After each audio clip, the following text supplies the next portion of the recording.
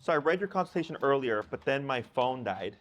So go ahead and give me a refresher. I'm assuming probably just like obedience stuff, Yeah. maybe some potty training. He's got, well, definitely, like, we want obedience training. Uh-huh.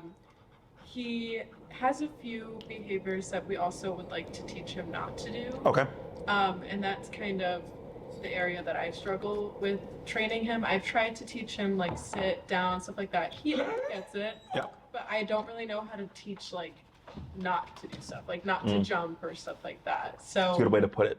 When we take the garbage can out from under the counter and we're using it, and he wants to get in it, we want to know how to say, like, leave stay it away, or things like that.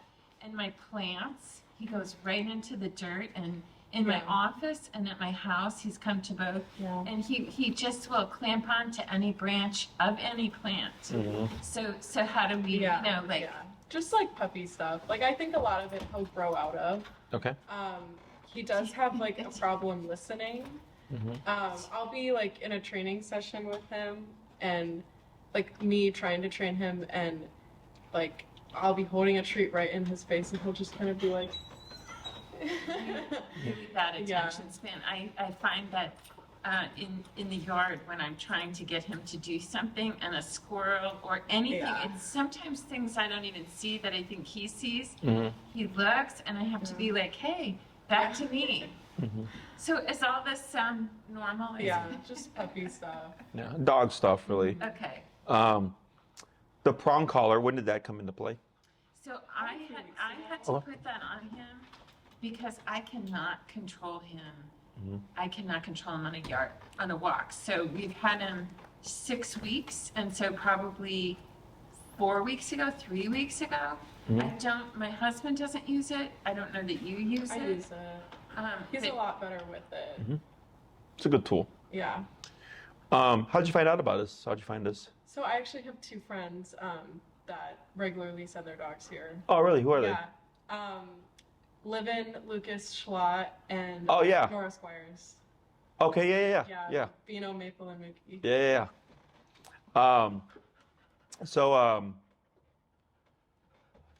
Maple and Mookie train with us. I know they train with Enrique. Bino, we have two Binos. I'm thinking of a different. Oh, Vino. Vino. I thought you said Bino. No. I was like Bino. I was like Bino's owner's not. That's not their name. Okay, yeah. I gotcha. Yeah. So you're aware that we train with remote collar and stuff like that. Okay. So I'll describe everything like with your puppy and what's going on and stuff, and then explain how we go about the training process and everything. He's at a good age to start for sure. Typically we typically start dogs on remote collar at 6 months. Okay, or puppies at 6 months. Reason is typically by 6 months, the puppy has driven the owner crazy enough, and they've already tried everything else, and it's not working. Or they're like, Jesse, we need something that works. I'm like, now you're ready for big boy training. Okay. Also, dogs tend to treat their puppies as adult dogs at 6 months. Okay, so I go, okay, well, if dogs do it, then I can do it too. Okay. Because he's a large breed dog, you could actually, if you wanted, start sooner rather than later. Okay, large breed dogs tend to mature faster than the smaller ones. So, like we had a Doberman. So technically speaking, you can train a puppy as young as 2 months on remote collar. The issue is, people, they think it's harming or hurting the puppy. They think puppies can do no wrong. They excuse everything because it's a puppy. But dogs bite and nip their puppies as a form of correction as young as 3 to 4 weeks. So remote collar is essentially what I call a bite and a button. So it's definitely not the same with training a 2-month-old puppy as we would a 6-month-old puppy or an adult dog, but it can be done as early as 2 months. But typically people aren't ready for that. Okay, so I just say 6 months. So maybe, so I know Alice is a lot more familiar with this collar than I am, and can you just tell me what it does? Yes. It emits a what? So have you ever been to a physical therapist or a chiropractor? No. No. Have you ever seen those videos where they recreate labor contraction pains in men? You've seen it? Yeah. Boy, Okay. Yeah. If you're looking for a giggle. That's interesting. I want to see that one. Yes. So are you familiar with the TENS unit? TENS? No? Are you? No. Okay. So the device that they use to recreate the labor contraction pains in men is what's called a TENS unit. Okay. They use it in chiropractic offices. They use it in physical therapy, where it's these circle things with wires, and it moves the muscles. Yeah. Okay. Just like Through electrical impulses? Correct. Okay. You've probably even seen those commercials, the ab machine Oh, yeah. that just Okay. works your abs as you watch TV. Yes, that's the same technology. Okay, so remote collar is that technology on a collar. So it's a muscle stimulator. Okay. Now, you might also hear it referred to as a shock collar. That term comes from two places. When e-collars first came out many years ago, they had 3, maybe 5 settings. Okay, now we have 127. Not 122 higher levels. It means that 5 and 127 are the same. We have 122 more divisions. So there's a lot of variance there. Whereas before, 1 to 2 and 2 to 3 were very drastically different. So the device was shocking, if you will. Okay. It also comes from, in the dog training world, there's a lot of drama between positive only trainers and trainers like myself. I use everything, positive reinforcement, positive punishment, e-collar, prong collar, whatever. Whereas in positive only, there's even some schools of thought where you can't even say no to your dog. I had a client who was in a group class. It was what's called force-free training. And the puppy had jumped on her, and she said no, and they literally booted her out of the class. They scolded her and then booted her out of the class. It's like a cult, okay? Dogs need to be told no. They should be told no, right? The issue is the way that humans do it and the way the dogs do it is very different. If your puppy was jumping on another dog and that dog did not like it, how do you think that dog would tell your puppy no? Yeah, it would biting it. Biting it, nip it. Yeah, right? Or make a noise. Yeah, growl maybe, right? Move Bark, away. nip, bite. They use physicality to say, don't do that. That's how they say no. So I like to refer to the e-collar as a bite on a button. Okay, when it's conditioned correctly, I want the dog to perceive it similar to a dog bite. So now we're communicating with the dog up to an off-leash level with a technology that is the closest to that we can get. Your prong collar, do you know why it looks the way it looks? I think that it imitates a dog's bite. That it's sort of like a pressure sort of. That is correct. Yeah, no, Yeah. I think it does. Yes. And I put it on my own arm to feel it, and Yeah. looked- So prong collars are meant to mimic a dog bite, right? That's why they look the way they look. So 12 years ago, 14 years ago, I was positive only. I didn't do prong. I didn't do any of that stuff. I was of that school of thought. We're like, wow, that's barbaric. Like, why would you do that to your dog, right? But then I realized that food had a very low ceiling.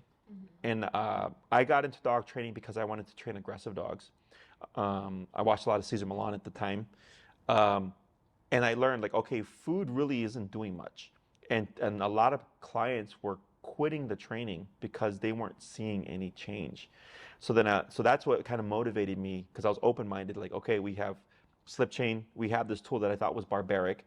But then once I used them and experienced them, I was like, wow, this is like actually so much better. Like, I'm getting so much more progress now.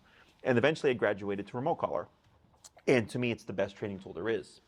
So the main thing that people need to realize is that dogs, as cute and floofy as they are, right, are still primal creatures, okay? Like the gentleman that you saw just leave, his dog bit somebody, okay? And that dog was a year and a half, and the dog bit someone a week ago, okay? And he's like, you know what? He's like, I would have never in all my life ever thought that this dog would bite anybody because she's so sweet. And I go, that's how most people think. They go, the dog looks friendly. The dog's never bitten anybody, so the dog could never bite anybody. I go, that's not how it works. You've just not seen your dog in a position Yes, I agree with that. where it would bite. Does that make sense? I only have one dog, and she was very protective. She was the sweetest thing in the world, but Sure. she could really, If put in the position. yes. Correct, right? So can I go back to the collar for a second? Yep. So when you engage the collar or whatever you are talking about, are you doing it at different levels? Like what's the purpose? Like when you want to get their attention, I mean, it must run the gamut. You want to either get their attention or you want to have it be or do you want to have it Consequential. be uncomfortable to the, I mean, do you use all those different So my theory settings? of training is as low as possible, but as high as needed. Okay. If you look at trainers, you will most likely come across what's called low-level e-collar. Okay. low-level e-collar is when you're operating at ridiculously low levels, like 3 to 5 out of 127, okay? The problem with this theory, because I get a lot of clients that come from trainers of this theory, is that it'll work with the trainer but not with the owner, okay? And I go, it's because the trainer is a trainer. The trainer is very good at what they do. You're just an average dog owner, right, that's learning this. And what ends up happening is they go very low to very high. And they go, Jesse, I'm all over the place. So what I do is I find what's the middle ground. So let's say with the owner of the dog, we'll ignore 5, and the owner's constantly jumping to 80. Usually there's a middle ground there, okay? Because now they're remoting the dog at 80 for an extreme situation. I might be at 55, 60, right? I'm right in the middle, and the dog goes, I don't like that, and I want less of it. But they're not yipping and yelping. Does that make sense? Mm-hmm. So they're respecting the consequence. They want less of it, and because they want less of it, they're motivated to actually perform the task. Does that make sense? Mm-hmm. So in the beginning, when you're using the collar, it's going to be a lot. But then once the dog is conditioned, it should start to decline because the dog is learning, okay. So growing up, I was raised old school. I was spanked, okay? If my mom said wash the dishes, I just wash the dishes. Does that make sense? That's how Alice was. She was like that too.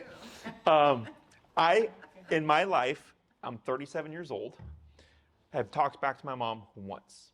That one time I talked back to her, I got a slap on the face. That was all it took. I learned that lesson very quickly, right? And I love my mom, I respect my mom, and I attribute the way that I was raised as part of why I'm such a good dog trainer, because you would be surprised how many times clients tell me this is like raising kids. Yeah, he's a toddler. Oh, I see it. I see it completely. Yes. And having had children, I think I'm a much better dog owner than I was the first time. Prior, sure. Oh my gosh. So, and just so that you're aware, you are correct. Your dog is a toddler. Yeah. Oh, I can see it. Except this is forever. Well, I feel like he's gonna, my other dog was 14 when she died, and I saw her go through her whole lifespan, and we kind of did a lot of that together. Mm-hmm. So I know that he'll mature, but a lot of his, do you think these are gonna remain? Like let's say there was one day he was at my office with me, and he was getting bored, and we'd done, like the treat, the walk, the toy, the chew, and I just knew, like with a toddler, it's time to go. There's no fighting this. Do you know what I mean? And I attributed that to his age. So yes and no. Okay. So dogs go through life stages.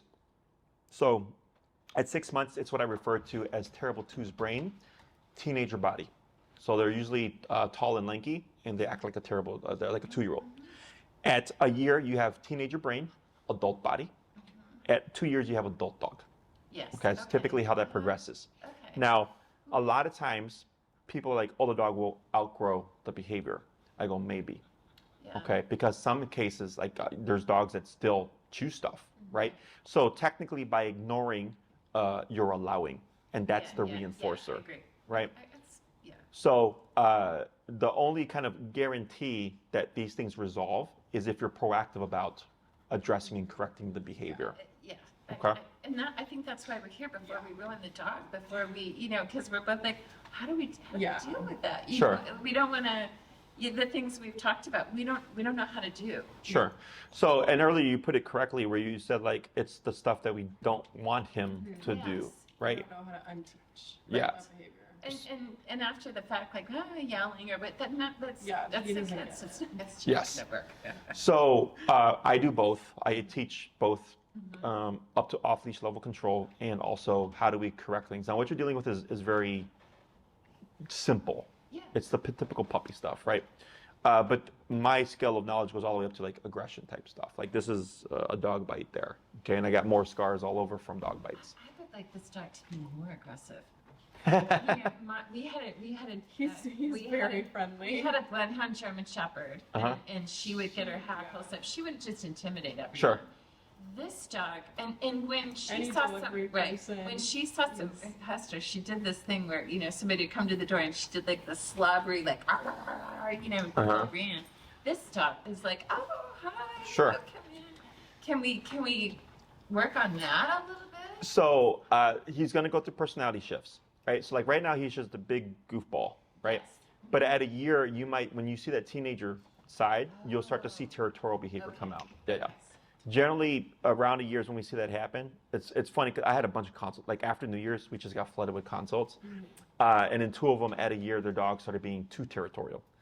Okay, so now they're wanting to rein it back. You know, so and when it comes to can we teach a dog to be more protective, it just comes down to how, right? Do you mean like when people come over, is he barking at the door, and you just want them barking at the door, or is it like we want them to like also growl on the leash? You see what I'm saying? Yeah. It's more like I'll be walking him alone late at night and like someone will like walk by us and he's like wiggling. He's so excited to meet them. Way down the He's street, just like, like not intimidating. The mailman comes, he doesn't bark. Sure. Mailman is like on the phone, like blah blah blah, up to the door. Yeah. Sure. Opens the box, nothing. Okay. Nothing. But Which maybe also like I know that that's not really in his breed.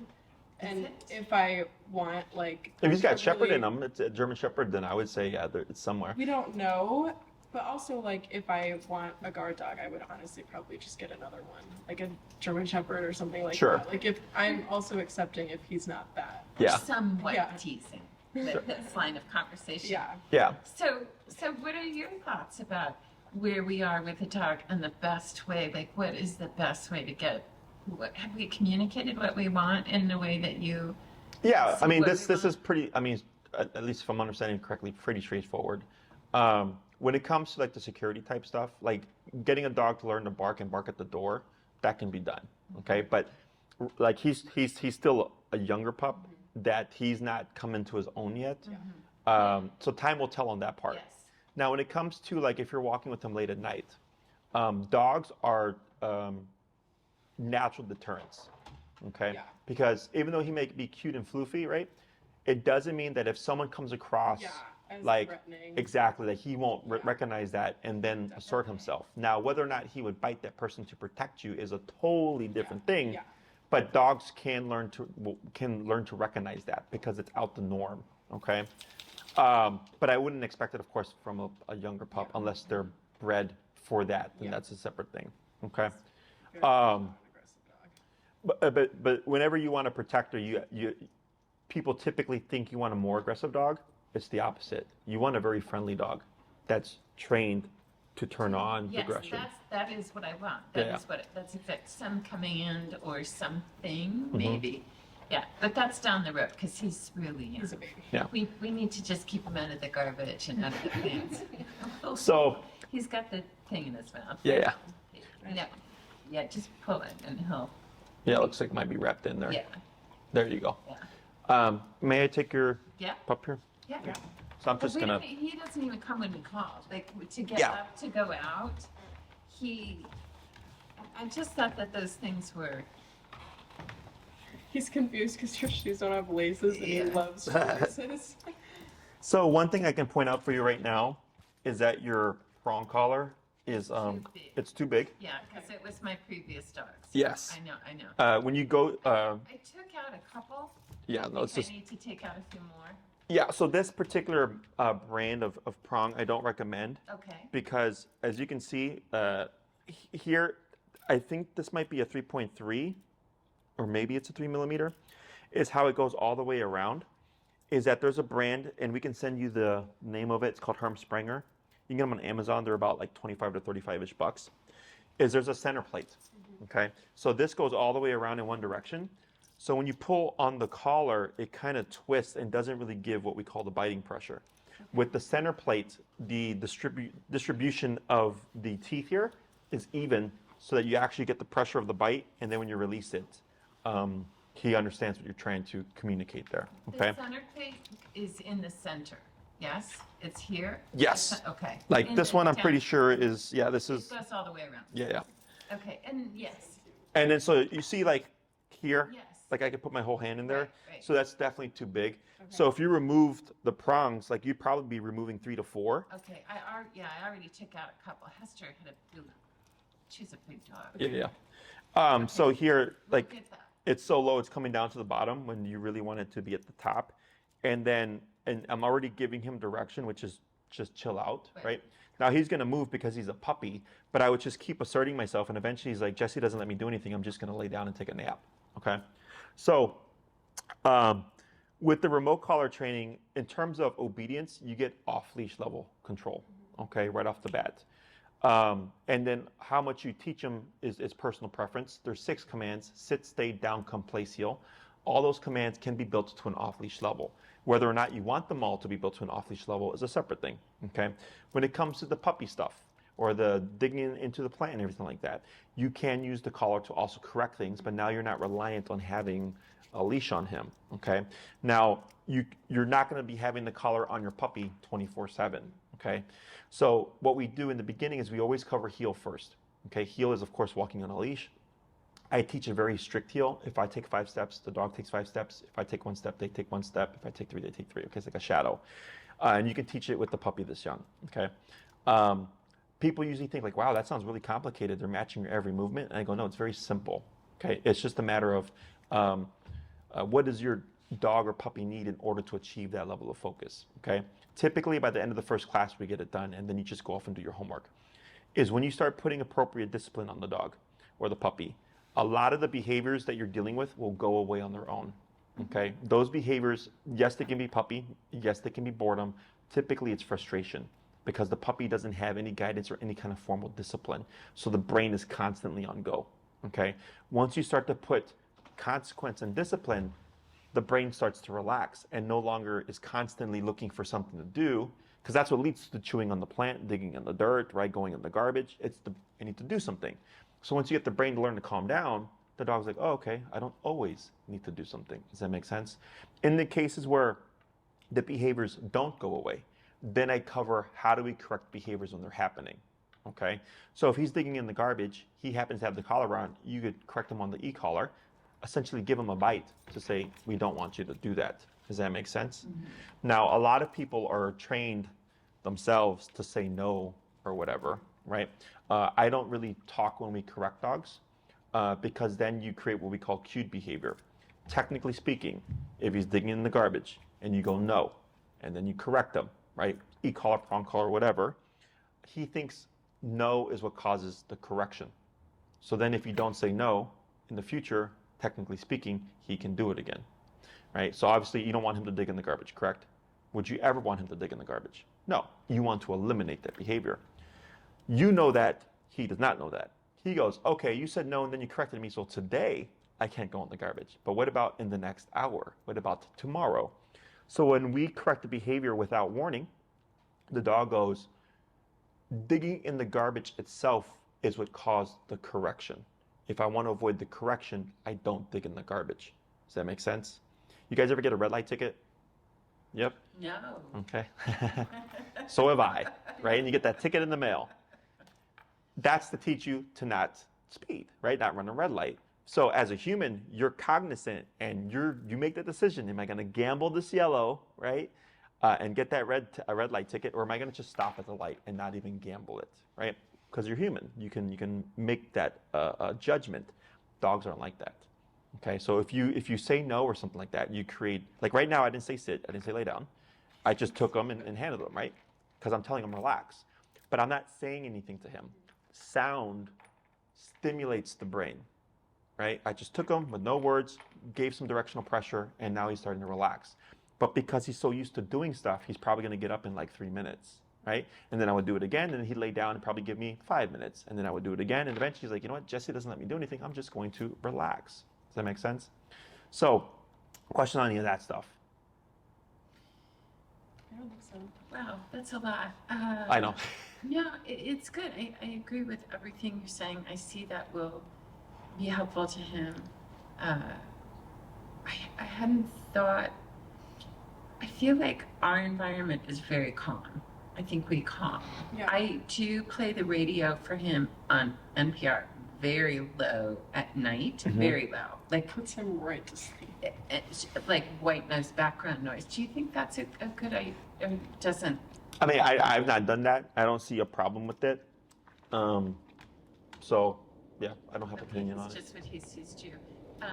I guess the only thing that I would say is it's kind of like babying the dog a bit, Okay. which is a separate thing. That can create issues. Like the gentleman that just left before you, he was really babying his dog, and now he's got these bigger problems. So when we baby a dog or like kind of dote on them, the issues that it can create is it's typically softer energy. So then instinctually, as the dog matures, the dog goes, okay, you're soft energy because you're doting on me or whatever, and somebody has to take that leadership role. Is then the dog starts to assert themselves, but then we get the aggressive behavior that's unhealthy, like reactivity, leash reactivity, human reactivity, dog reactivity. That's exactly what happened to that man that just walked out. Is that, again, he thought his dog could never cause any harm, just would walk in the world and let his dog do whatever until his dog bit someone one day, and he's like, uh-oh, now I have a problem. But he's a very soft energy to his dog. And I told him, well, you can't expect your dog to take you seriously if you're soft or constantly giving affection and stuff. Because he was doing that chronically when we were talking. He was just constantly petting the dog and like cooing at her. And I was like, I know your dog is cute, but you're really just like disempowering yourself in the dog's eyes. Right now, like I'm not talking to him, I'm not doting on him. I'm just asserting myself very subtly, and I'm creating what I'm looking for, right? That's the energy that dogs need first, and then the affection and energy comes second. Okay. That's my school of thought. Are you guys familiar with Cesar Millan, the dog whisperer? Never heard? No? Is the show called The Dog Whisperer? So there was a dog whisperer, now it's Cesar 911, and then there's another one, but it came out, this was like early 2000s, like he was on, they had a South Park episode on him, the guy. Yeah. Okay, Mexican dude, that rings a bell. Okay, that's Cesar Millan. Mm-hmm. I come from his school of thought, okay, which is he's a lot of energy, presence, body language, just your leash and your collar. So I can get what I want from your puppy without the e-collar. But if it came to like off-leash obedience, I know I'm like, no, I need that tool, right? The reason why I use it with my clients is it's very easy to learn. You get a very high level of control with not a lot of work, okay? Plus, if the dog's doing something off-leash, like let's say you're at the park, he eats a piece of poop, you need him to stop eating the piece of poop, and he's 30 feet away, I just press a button, you see? Or if he's playing with his friends and he's ignoring the recall because he's having too much fun, I can make him return because I have the collar. Okay. Questions on any of that? No, but I can see that what we were doing when he was ambling about is what parents do with toddlers, is they're just doing whatever just to, keep them so they can have the conversation. And I feel like you, like, indirectly, but you just handled him, and I see. Yes, that was very good. That's very good of you. Just take him over there and. I give direction. Yes. So when you don't give direction, his brain goes, well, if you're not going to tell me what to do, I'll just do it myself. Right. Yeah. And it's usually not they don't make the decisions that would benefit you. Right. They make decisions that benefit them. Yeah. Okay. And it's not anything personal. He's just an animal. Yeah. But you'd be surprised sometimes people take it personally. No. They're like, oh, I do everything for this dog, and like, they growl at me. I'm like, yeah, because again, you're coming across like, I know you love your dog and you're doing it out of the goodness of your heart, but your dog's like, dude, you're fucking soft. Like, someone needs to step up. Okay. Right. So, Can we talk about walking for a minute? Yes. So my husband walks him, and Alice and I walk him, and right now he's at our house. Alice has her own place, and she's staying with us times, but he's going to go to her in 6 months. Yeah, I just can't have she can't have a dog at her apartment right now. So before I can take right. So, but I would say that you and I are the primary dog people, and he is terrible on leash. He walks in front of me. He's pulled me down. He's horrible. And so when you teach him how to walk, you'll teach us. And I don't teach him. I teach you to teach him. Oh, you teach us. Okay. Yes. So the way it works now is prior to COVID, I used to show up to your home. I used to do home to home. I would train the dog in front of you to give you visual, give the dog to you, and then coach you. But I would do all the initial work where all the learning is. Okay. So I always thought that there was discrepancy there. Then COVID happened. No one wanted me coming over. No one wanted me to touch their dog, right? I was always, give me space, all that stuff. So I had to decipher a way to train dogs because I had bills to pay. And I was like, all right, well, I'm fairly confident I can do it without even touching the dog. And then we got our first client. It was funny. We got a lot of calls and people they didn't believe me. They're like, I don't think you can do it. Then it was a neighbor. she was like, okay, I'll do it. And then I did what was it? It was a verbal instruction, right? I trained them to train their dog. They made tremendous progress. The dog had dislocated the husband's shoulders 3 times in 2 years, sent him to the ER twice. Super friendly dog, but a big dog that just pulled so hard that happened. So we trained the dog. They made great progress. They did a testimonial video, and they posted it up. And then all of a sudden, people just started signing up. And then we were training out of Oz Park, which is near Lincoln Park, because we're right in the thick of life. Yeah. Oz Park is the busiest park in Chicago. That's where she lives. She lives on that. Yeah. So I had a client. Her daughter was. She would research study all the parks to see how much people would use them, and she said that Oz Park was the busiest park in Chicago. Yep. So we would be right there training everything in real time. So the people liked it because they were in the middle of life, using methods that were working real time. And then I'll go rinse and repeat. Okay, and then it would come back and we would just keep practicing and training and stuff. It doesn't matter for the success of your training where we train. Like we train here during the winter time where you were waiting in the lobby there. That's where we train. Because the way that I teach is I help you understand how to take what you've learned here and apply it to life. Okay, so then you do your homework during the week and then you come back, you give me feedback, and then we build on that. Okay, because the verbal instruction stuff, people, they're like, oh, you mean I could just do everything myself? I go, yeah, because you learn so much more. I already know how to train dogs. That's why I'm here, right? I don't need more experience training dogs. I have plenty. So I help you train your dog. If there are hiccups in the training, I work you through it real time. So then you're going, okay, this problem happened.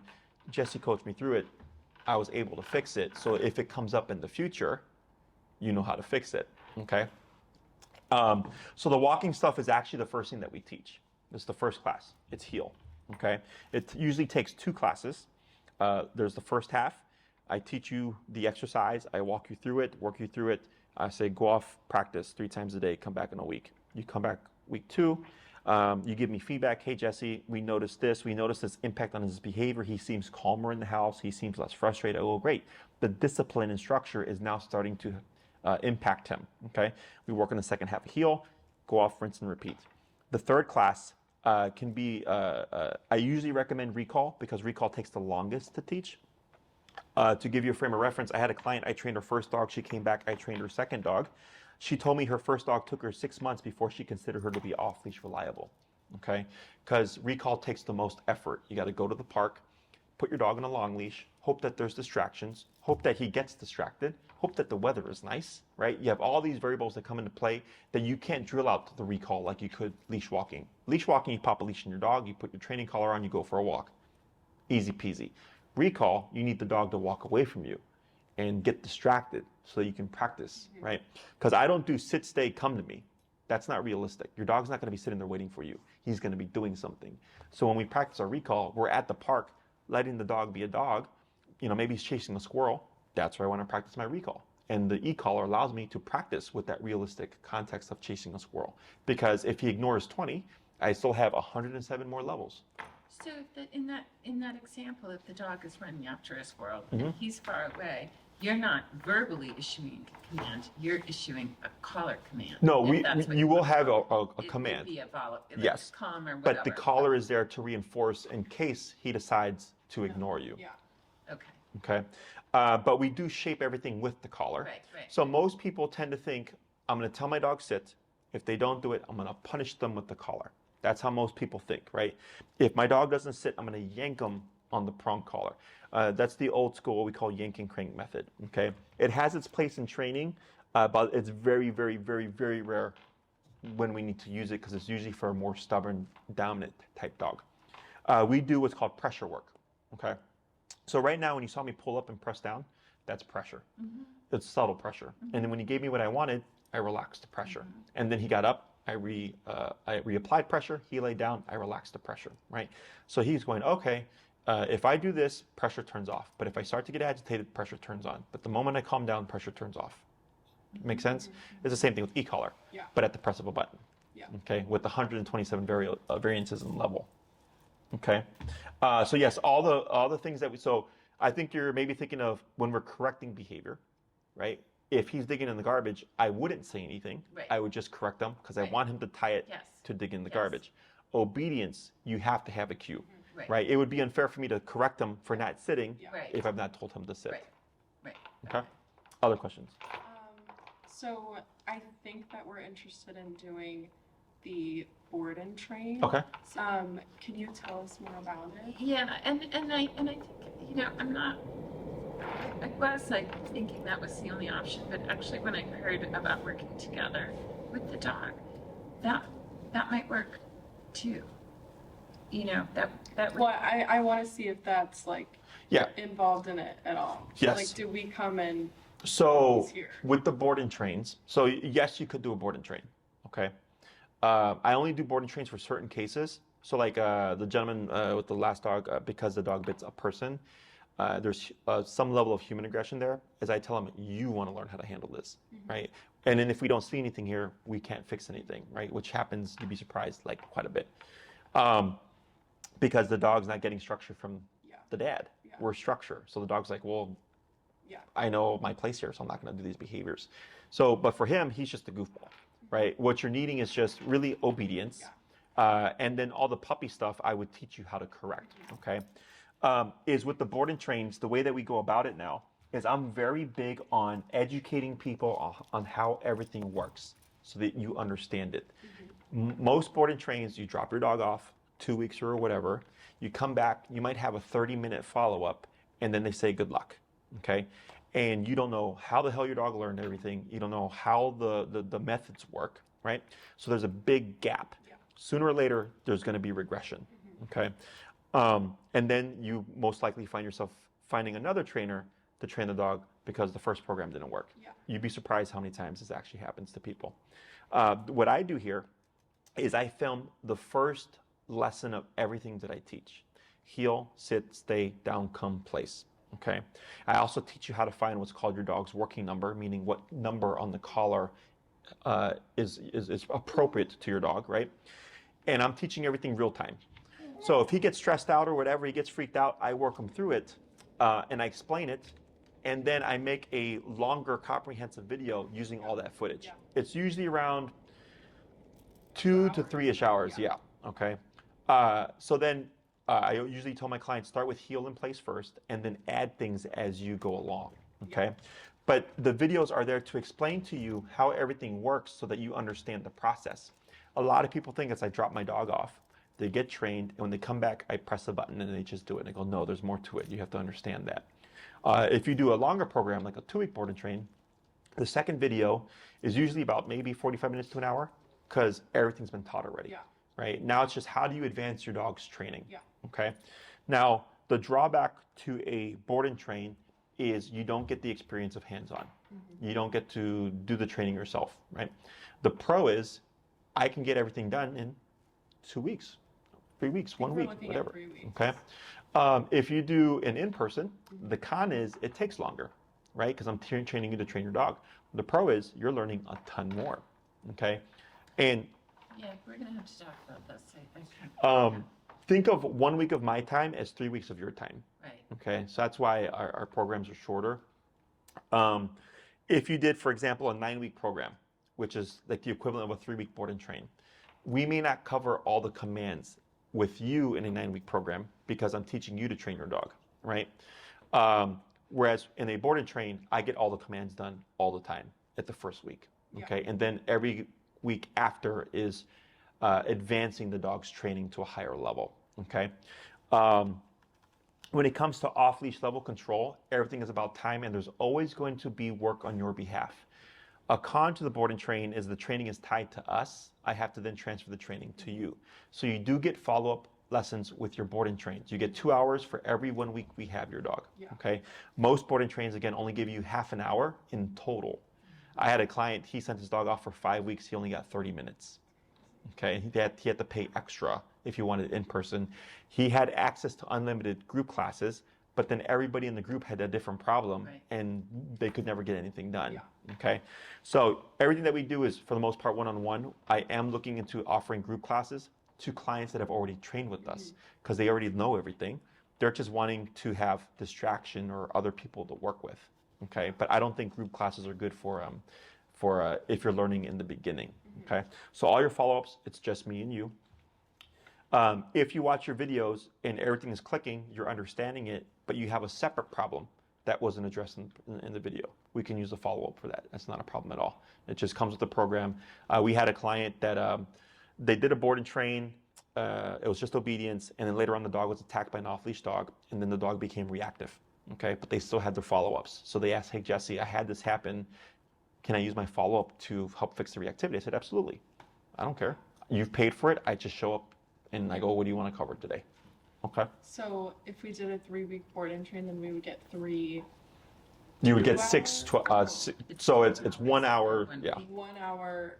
2 hours for every week of board. Okay, Correct. so it would be 6 1-hour Correct. follow-ups. Correct. Okay. Yep. And yeah, I think that's kind of what I'm thinking, that if we did the board and train and like we weren't getting it, then we could do follow-up, like one-on-ones, stuff like that. So Yeah, mull it over, talk about it.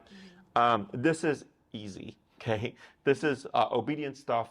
The behaviors are a little bit annoying, whatever, typical puppy stuff or what have you, okay?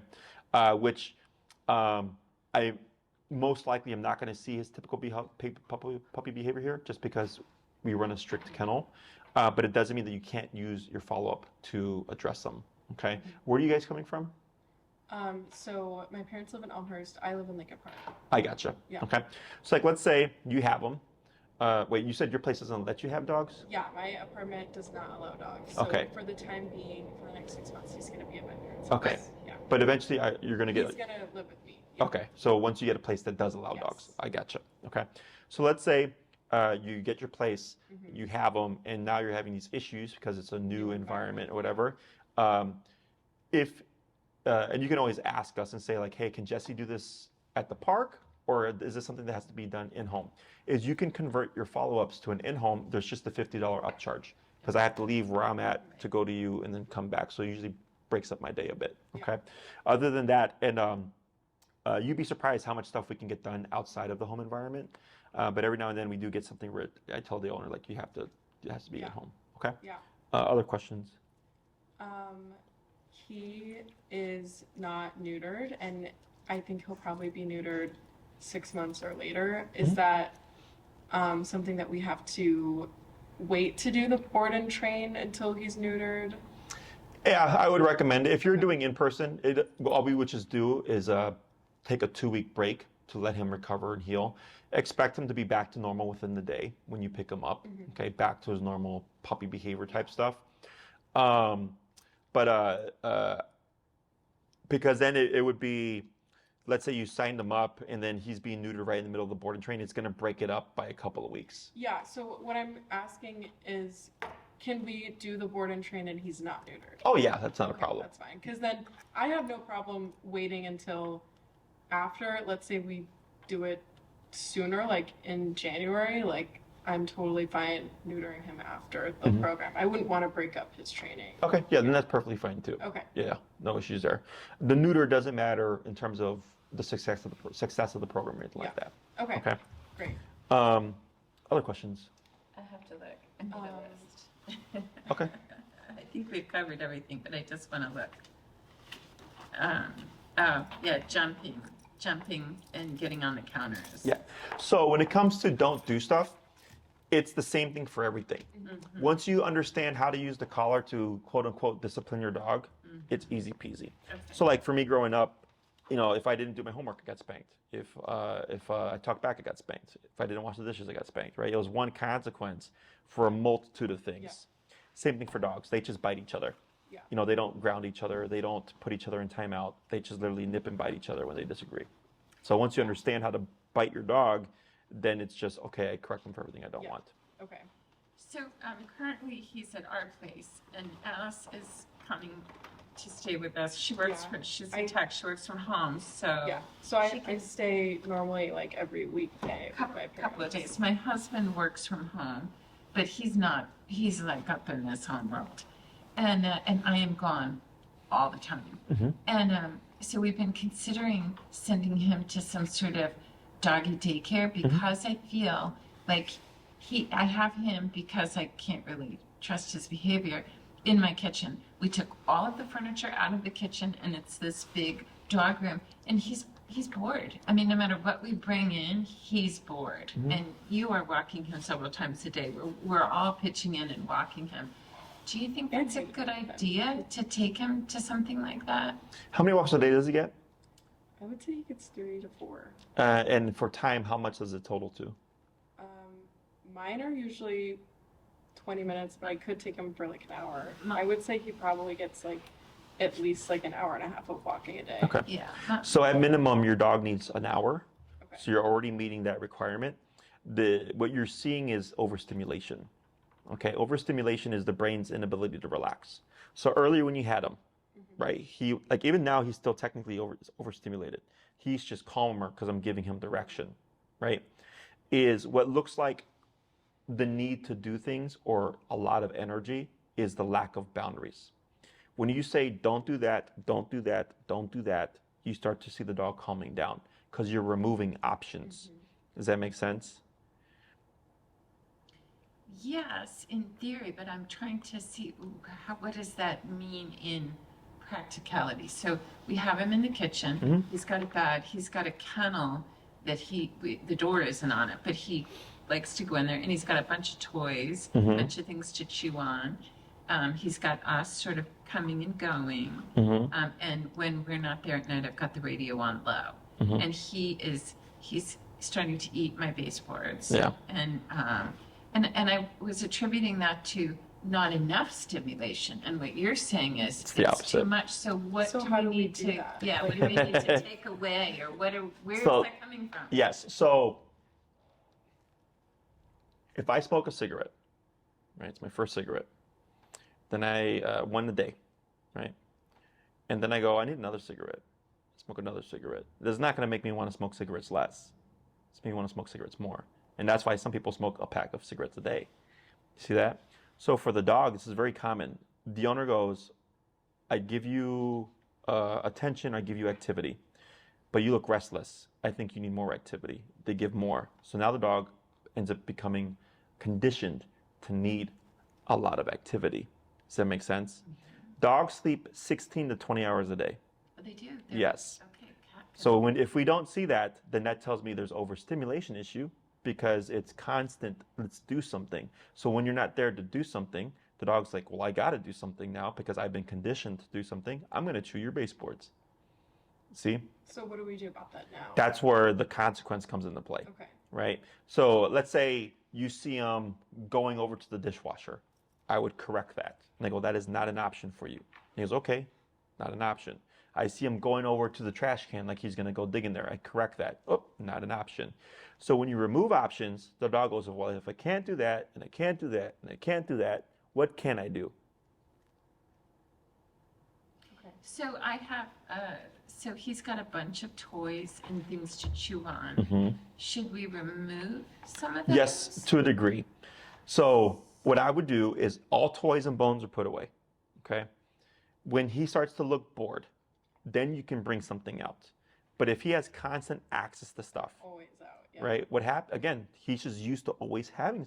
If you let a kid play video games and you don't limit the video games, they're going to keep playing video games. And then when you try to limit it, they're going to be frustrated because they're used to playing so many video games, right?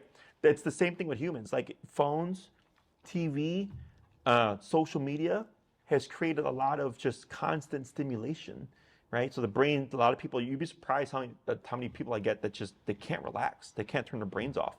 I attribute it to technology, okay? As a behavioral trainer, and like, you know, I deal with countless people a day.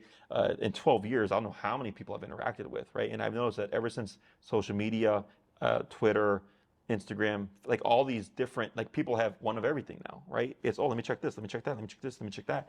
We're getting overstimulation issues, you know?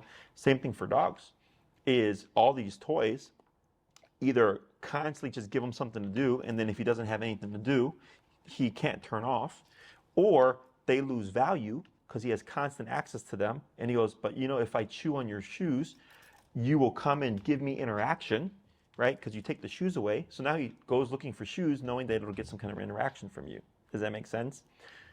It makes complete sense. I had no idea that they Oh, I needed to never sleep thought that long because Yeah. I always felt like, is he sleeping too much? And I have noticed that I will actually have to like try and really get him up sometimes to take him out. Like, come on, we gotta go. Like, I can see where we've made mistakes. And sometimes when I go to sleep, because my bedroom is right over the kitchen, I can hear him down there like playing for an hour, and I'll go down thinking, oh my gosh, he's gotten in a cupboard. There's something new that has made him this crazy down there, like running and Zoomies. what? Zoomies. Yeah, he gets his zoomies from them. Yeah, so like that I correct. So I look at it as growing up, no baseball in the house, right? Or if I'm the oldest of four, but it was me, my two brothers, and my sister. If we were playing, sometimes we got a little bit loud. My mom would go take it outside, right? They're the rules. Well, yeah. But the problem is because again, people look at their dogs as these cute floofball creatures that could do no wrong, as if they're amicable creatures. They go, no, like dogs, they'll correct each other.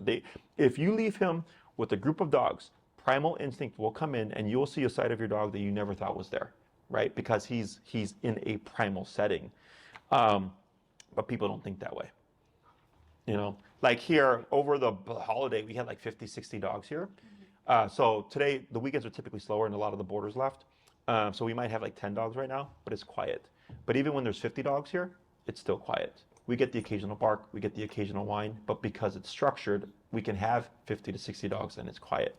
If you come here during the week, across the street here, you can hear the dogs barking from a block and a half away. There's a place in Elmhurst with our old dog. I went in to see if they were an option, and it was so loud. I couldn't even. It's think. stressful. I couldn't imagine putting my dog in, and you can hear it sometimes across the street. Mm-hmm. Oh my god. Yeah. Okay, well, you have taught us so much already, Yeah. and I can see that we're sort of shooting ourselves in the foot with our lack of knowledge, and I can see that. Oh, thank goodness we're here before we've really done too much damage. Yeah, so part of it is because it makes people feel good to think that treats and affection can fix all of your problems with your dog, right? But it's not the truth. Dogs correct each other. Tell me when you've seen a dog give another dog a treat. Right. Oh yeah. Yeah. No. Right. I completely agree. But that's like 99% of everything that you see out there, right? Yeah. I'm the 1% that has common sense and goes like, no, this is how actually dogs are, And this is why even if we have puppies here, 2 months old or whatever, they're calm like this. But because people excuse, they're thinking, well, it's a puppy, like that's what they do. I go, no, that's what they do if you allow them to do it. But another dog would bite your puppy and say, cut the shit, right? So that's why I don't have a problem, because I know the dogs do it. Like they're the best teacher because they're dogs. And that's how they listen. Yes, it's just, the human psychology is like, well, physicality is wrong. So we use timeout, we use turning around and ignoring, we use the water bottle. I'm like, dogs don't do that. They just bite each other. Yeah. But if a human corrects a dog with a prong collar, oh my God, it's abuse. I go, no, it's meant to mimic a dog bite. It's why it looks the way it looks. Yeah, no, I'm just amazed at what he's doing, and you've done that, so and you're doing that because you are holding the leash, Yep. because you let him know Right off the bat. Happen. Yeah, first impressions. This is. I can see the error of our ways. I'm not a dog person. I am a cat person, completely. Yeah, cats So, probably a little bit less work yes, there. yes. So, okay. So how do we move forward from here we think we're going to do the board and train? Yeah. We still have to decide. So if you end up doing a board and train, Tina will forward you to the info email. We'll need a recent fecal or a new fecal and his vaccination records. And then you pick the dates that you'd like to send them for, and they get all that scheduled in. I only do 4 at a time. Okay, so I know coming towards the end of January, we're already going to have 3. Because one of them is a daycare and train, and I try to keep it to 4 all added up daycare and trains and boarding trains. Otherwise, I don't want the quality of the training to go down, okay? I don't care when you book it for or whatever, but just heads up on that. If you decide to do in person, now is a good time, even though it's cold, just because it's the lull of the holiday. Right. Okay, people worrying about vacations, traveling, Christmas presents, dog training isn't exactly at the top of everybody's list during the holidays. But then after the new year, it was just like a flood of consultations coming in. Okay, do keep in mind if you do in person, your training is going to be, when you leave here, outside, right? So now you're training in the middle of winter, so just bear that in mind because I think people kind of forget about that. Again. I'm sorry. When you say that, so the training would be like on walks, but Correct. you're saying that it would be in excess outside of those. Like, what would we be expected to do to train? So, like, let's say your first class you're here. We train in the lobby, right? It's our class. Right. You would train. I usually recommend people do three 20-minute training walks a day. Okay. Okay. And then once your dog is trained, you would just simply do a long 1-hour walk, or you could divide it however you like. And you're welcome to do more for your dog, okay? The issue is when you're doing more for your dog because you think they need more, it creates the overstimulation, right? But when you're doing more because you want to do more, like I had a client that used to walk her huskies for 2 hours a day. And then I was like, well, that's a long time. I'm like, they really just need an hour. She's like, oh, I really enjoy walking them for 2 hours. And I go, keep with it. It's just when people do it for the dog. Does that make sense? And now they're catering to everything the dog wants, and that's how we create problems. The dog acclimates to the human does not acclimate to the dog, because it will create problems, okay? But yeah, the walking exercises, if you're gonna practice recall, you're obviously gonna be outside when you're practicing on your own. That's just something to be aware of. Okay. And that's for the in-person training. Correct. And I'm just going to interject something, or we can come back to it, but we have to talk about the dog bell. We just have to. We can I don't recommend, for a potty, I don't recommend it. You don't. So we have it, and we were so excited when he figured it out, but he wings it all the time. And then it's so funny because when we leave, we can hear the bell ringing. He's like, come back, come back.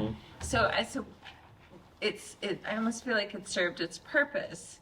And now it's like this attention. Oh, you're not here. Well, you didn't respond, so I'm just going to go on your floor. Sure, yeah, that's usually how that works out. Is that what's happening? Yeah, okay. That's why we don't recommend it. So we need to take that away. Yes, and then what we do is we put the dog on a schedule, Right. and then we slowly build that schedule. Do you guys have a crate? We do. Okay. And I think we started out like that, really like taking him out every 45 minutes. Alice did it. You did a great job. When he was like 12 When he was, weeks, so he can. It's a lot. Yeah. At 12 weeks, we'd be on a 3-hour schedule. He's now on, I would say, like a 2-hour schedule during the day.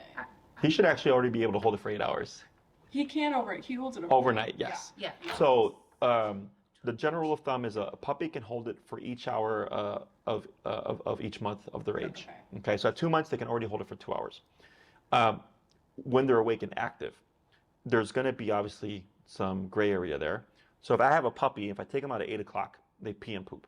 I go, you are empty. I come inside my house, the puppy has now earned freedom, okay? Let's say at an hour and 15 minutes in to the next outing, because it should technically be at 10, the puppy starts to act suspicious, circling, sniffing the ground, leaving my side. I pick the puppy up, I put him in the kennel until 10 o'clock. At 10 o'clock, if the puppy is piddled in the kennel, I don't scold them.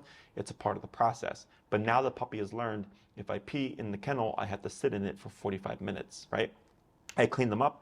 I take them outside. Maybe they potty. Back at 10 o'clock, you've now earned freedom. Next outing is 12 o'clock. Hour and a half in, they look suspicious. I pick them up. I put them in the kennel. So they finish always the last remaining half of whatever's left in the kennel to help them learn to hold it longer. And if they potty on themselves, and that is the deterrent because they're clean animals. They don't want to soil themselves. So eventually the puppy learns how to hold it because it's going to try harder and harder to not soil itself. And then at 3 months, I move to 3 hours, right? And I'm slowly, as the puppy is growing, moving to 4 hours, 5 hours, 6 hours, until the puppy learns to hold it for 8 hours, okay? So the average dog should go potty in the morning or before work, after work, before bed for most people's schedule, okay? Well, we got to get on that because what's happened now is he is controlling us. Yeah. Yeah. Definitely, like, during the day when I'm watching him and working, I usually can go, like, 2 to 3 hours, and then if some reason I get totally distracted and it's been a long time, I'm like, oh, I need to let the dog out. I don't think I really, like, time it. But we can. But yeah, definitely I'll start to get more on a schedule. What I would suggest is if you know for sure he can hold it for 2 hours, Yeah, for sure. start with 3 hours. Okay. Okay, you take him at 8 o'clock. At 10 o'clock, because that's what you know his cap is, kennel him. Just do it. Okay, so from 10 to 11, he's kenneled. So now you're teaching him how to stretch that bladder for that last hour. Okay, if again he makes a mistake, whatever, it is what it is. It sucks now because he's bigger, so it's a bigger mess to clean up, right? But it's the fastest way to potty training a dog. Okay, I've done this with all my dogs. They're able to hold it 16 hours, okay, if needed. Just because in the very beginning when I was training, I was all day, all over the place. I never had time to come home. And I would come home and I'd run them out right away, and then they were fine. Because of, dogs are capable of holding their bladder and their bowel movements for an incredibly long period of time. We've had dogs hold it here that because of stress for 72 hours. We let them out, but they won't go because they're too stressed out. So they're capable of it. It's just a matter of, are you teaching them how to do it? Does that make sense? Okay. Yes, well, amazing, just what you taught us. With the board and train, if you go that route, we can only do so much with potty training. We can put him on a schedule, but because there's a lot of activity and stuff, and like if he's playing, he's a social dog, right? So he get to play with dogs. He's gonna pee in the group when he's playing, which throws off the potty schedule. Okay, but I have a potty schedule, a write-up or whatever that I would send home with you, so you can top back And to it. definitely we'll get on that immediately before we send him. Sure. Yes. Yeah. I mean, I don't care if he's not potty trained when he gets here. Like we're a kennel, but Yeah, we need him. We need him to be, and he has, he has gone from. He's trained us. That's what's happened. So you mentioned the board and train. There's one in the end of January. What date does it start, or is there a starting date already for the next session? And I have 3 dogs. I know I have one coming in on the 9th. I think I have one coming in on the 19th. And then I have like the daycare and train I have right now, like he's here today to Sunday, Monday, and then he's gonna come back like once a week or whatever. He doesn't count so much because he's gonna be once a week, I believe. So once you email, my admins can give you a better idea of what the schedule looks like. Okay, because if there's only one spot left, we'll probably try to get on that right away. Sure, yeah. My admins would be able to confirm for you. Okay. Other questions? I don't think I have any, do. Yeah, that's the best, that's just the best demonstration right there of what's possible.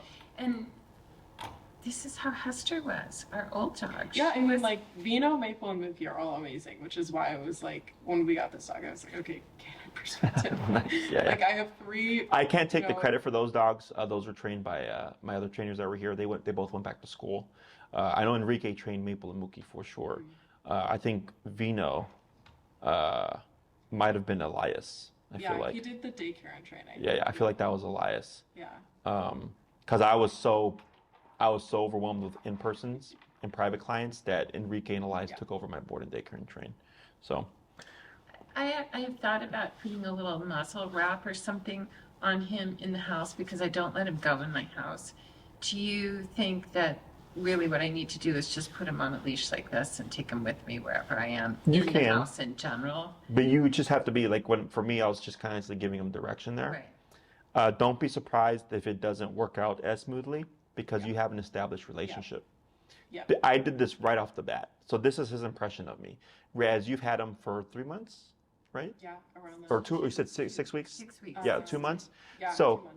So he's learned in the past 2 months, like, oh, I can do this and I can do that, right? You're going to get some resistance there where he's going to be stubborn, okay? Remote collar removes a lot of that because it allows you to correct him, I would say, quote unquote, harshly if needed without having technical skill, right? So, Makes me very happy. So muzzle is a bad idea right now with me. I think in the house he doesn't need it.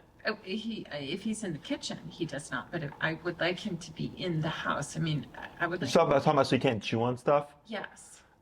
So if you did that approach, you'd have to use a basket style muzzle, but then you also have to condition him because he's most likely going to fight the muzzle. Right. Okay. So We have the basket. I got a different one and I was working with him today because my husband took him on the prairie path and he ate something and he got poisoned and we were in the ER for, it was horrible. He eats like garbage to garbage to garbage to garbage when we're walking. That's not going to happen once we train, right? What we can do is you could probably just use the bonker. Okay. Bonker is simply a rolled up towel, like a paper towel roll, and you can use hair bands or rubber bands to keep its shape, and you literally bonk the dog. Okay. Remember, you need some kind of physical consequence, so you don't have remote collar yet, right? You have your prong collar, but this is not the correct size or model that I would recommend. But let's say you're in the kitchen, you're making a sandwich. What are you making? Yeah. Bonk, and bonk firmly. Okay, you're not hurting your dog, but there has to be some kind of physical consequence to deter the behavior. So it's similar to the remote collar, where that we'd have at the press of the button. I have videos that I can forward to Tina to forward to you, how to make one, how to use one, and one of a trainer actively using one, which is the most important one to watch, because you see like, oh wow, like he really like nailed the dog. Okay, it's not because we're trying to be mean. It's not because we're trying to hurt the dog. It's just a rolled up towel. But you're trying to mimic a dog bite to a degree, right? But you're not going to sit there and bite your dog, right? So the bonker is what we use to help bridge the gap between collar and no collar, because this is one discrepancy, is that it's like a cop and a collar is what I describe to people. When it's present, the dog behaves better. When you remove it, they start to press boundaries. So if that happens, we use the bonker, so the dog goes, okay, even without the collar, you can still correct me. And that's how you start to see the behaviors go off, okay? Yes, please, forward, yes. Yeah, if you don't get them, I would say within a day, just ask Tina and I'll send the videos, okay? Anything else? No. Thank you so much. You're welcome. You and I need to go get a cup of coffee and figure a lot of this out. Thank you. Thank you. He's a good looking dog. He's a sweetie. He really is just the sweetest thing.